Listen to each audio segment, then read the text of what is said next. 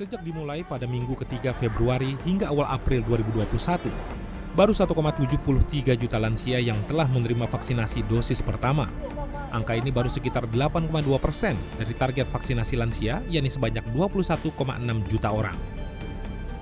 Vaksinolog Dirga Sakti Rambe mengungkapkan, vaksinasi lansia sangat penting karena saat ini di Indonesia, meski kasus COVID-19 pada lansia hanya 12% dari keseluruhan kasus, kematian lansia akibat COVID-19 mencapai 50%.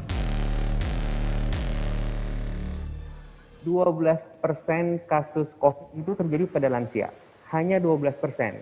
Tetapi 50% kematian akibat COVID itu terjadi pada lansia, sehingga proporsinya besar sekali.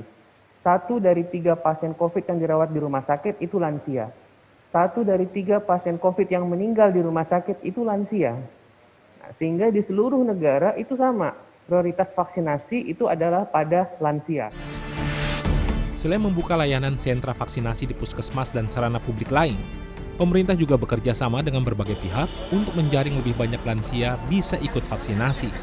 Tapi ternyata kita masih membutuhkan uluran dari teman-teman dari pihak swasta ya, terutama misalnya kita bekerja sama dengan berbagai organisasi masyarakat atau kemudian juga dari alumni-alumni ya perguruan tinggi seperti itu, dan juga dengan asosiasi telemedicine contohnya, ataupun juga pihak swasta lainnya seperti yang kita lakukan dengan bekerja sama dengan beberapa perusahaan transportasi publik ya, seperti ojek online ataupun juga taksi online ya, seperti itu.